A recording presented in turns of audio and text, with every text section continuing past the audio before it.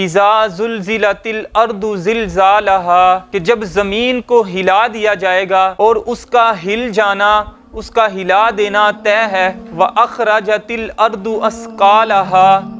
اور زمین اپنا بوجھ باہر نکال پھینکے گی۔ وَقَالَ الْإِنسَانُ مَا لَهَا، اور انسان کہے گا کہ تجھے کیا ہوا، اے زمین تجھے کیا ہوا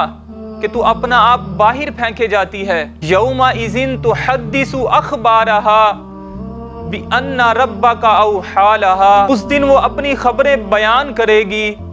کیونکہ اسے اپنے رب کا حکم ہوا۔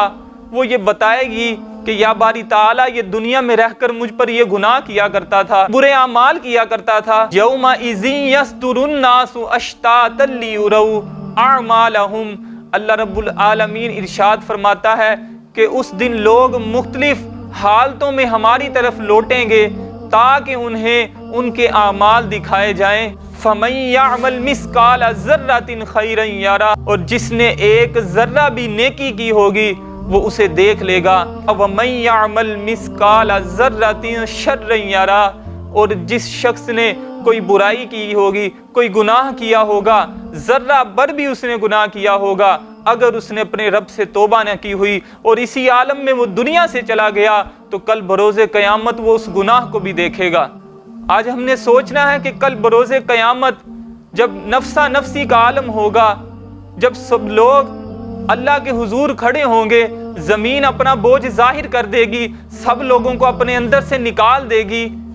اور بتائے گی کہ یا باری تعالیٰ یہ دنیا میں رہ کر مجھ پر یہ گناہ کیا کرتا تھا، یہ جھوٹ بولا کرتا تھا، یہ بدعمالیاں کیا کرتا تھا، بد نگاہی کیا کرتا تھا۔ قیامت کے روز ہمارے نامہ اعمال کھل جائیں گے،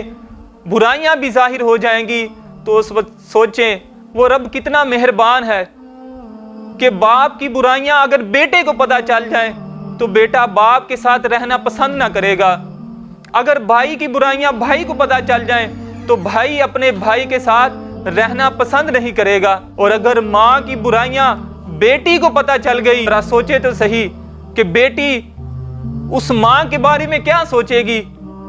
کیا وہ اپنی ماں کو پسند کرے گی، اپنی ماں کے ساتھ رہنا پسند کرے گی؟ آج ہمیں یہ سوچنا ہے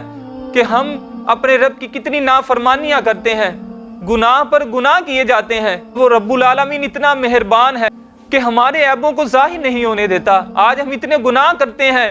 مگر پھر بھی وہ اللہ رب العالمین اتنا مہربان ہے کہ میرے بھائی کو، میرے گھر والوں کو میرے عیبوں کے بارے میں ان پر میرا پردہ نہیں کھولتا، باپ کے عیبوں کا پردہ بیٹے پر نہیں کھولتا۔ سوچے تو صحیح کہ اگر اسی عالم میں موت آ گئی تو کل بروز قیامت جب سارے گناہ کھل جائیں گے تو اس وقت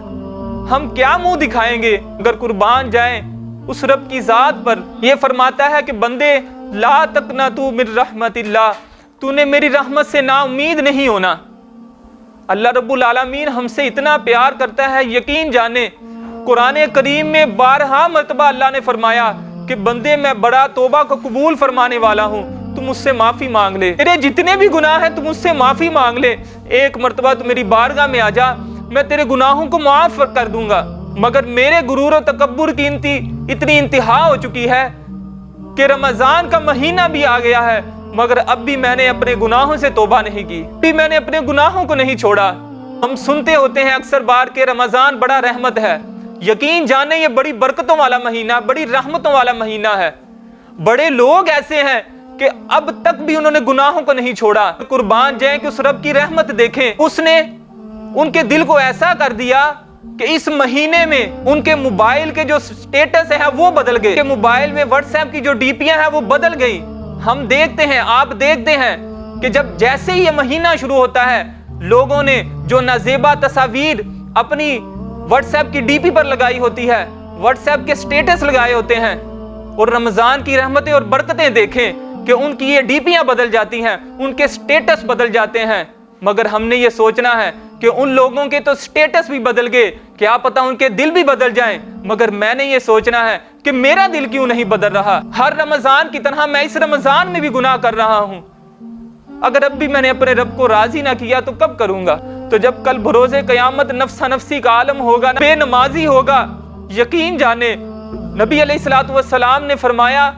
کہ جو دنیا میں رہ کر جان بوجھ کر نماز چھوڑتا رہا، نمازوں کو قضا کرتا رہا، اپنے رب کی نافرمانیاں کرتا رہا، وہ کل بروز قیامت جو اللہ رب العالمین کے دشمن ہوں گے ان کی صف میں کھڑا ہوگا، دشمنان خدا ہوں گے ان کی صف میں کھڑا ہوگا۔ حدیث پاک کے الفاظ ہیں، نبی علیہ الصلوۃ والسلام نے فرمایا کہ وہ فرعون کے ساتھ کھڑا ہوگا، فرعون کی صف میں کھڑا ہوگا۔ مگر قربان جائیں اللہ رب العالمین کتنا ہم سے پیار فرماتا ہے،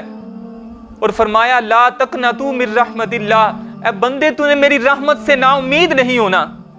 تجھ سے کوئی غلطی ہوگی، گناہ ہو گیا، تو نے مجھ سے معافی مانگنی ہے۔ یعنی ہمیں یہ طریقہ بتا دیا کہ اگر تجھ سے غلطی ہو گئی تو اپنے رب سے معافی مانگ لے۔ ایک مرتبہ اس کو چشم تصور سے سوچیں ذرا کہ جب کل بروز قیامت سب لوگ موجود ہوں گے، انبیاء کرام موجود ہوں گے،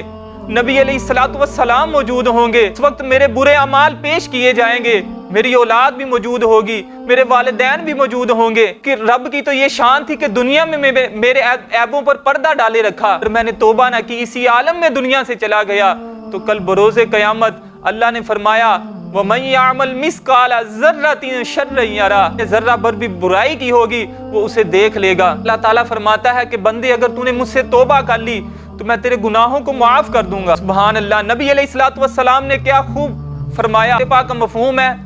کریم آقا علیہ الصلوۃ والسلام نے ارشاد فرمایا بندہ کوئی گناہ کر لیتا ہے، اتنے گناہ کرتا ہے کہ اس کے گناہ آسمان تک پہنچ جاتے ہیں، تو فرمایا اللہ رب العالمین فرماتا ہے کہ بندے تو مجھ سے معافی مانگ لے، مجھ سے توبہ کر لے، میں تیرے تمام گناہوں کو مٹا دوں گا، تمام گناہوں کو معاف فرما دوں گا۔ وَأَخْرَجَتِ الْأَرْضُ أَثْقَالَهَا وَقَالَ الْإِنسَانُ مَا لَهَا، زمین اپنا آپ ظاہر کر دے گی، اور کل بروز قیامت جسم کا ہر حصہ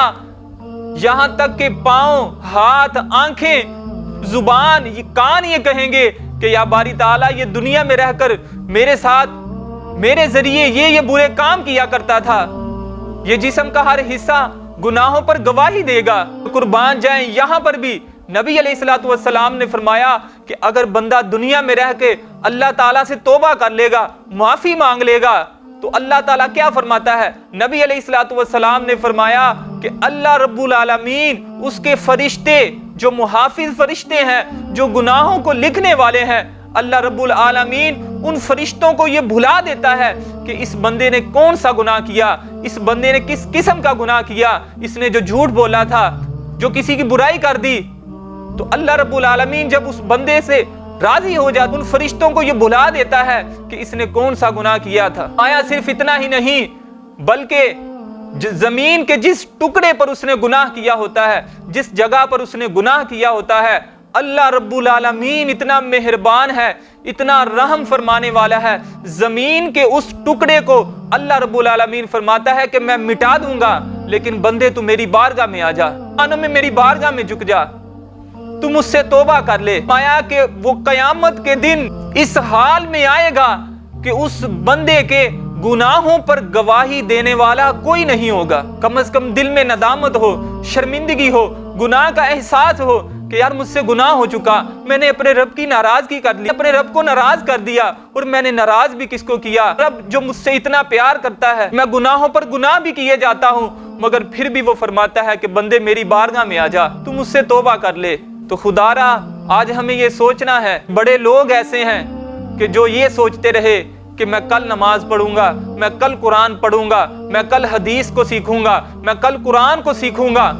میں کل جھوٹ بولنا چھوڑ دوں گا، میں کل گناہوں سے بچ جاؤں گا، میں کل بے حیائی چھوڑ دوں گا،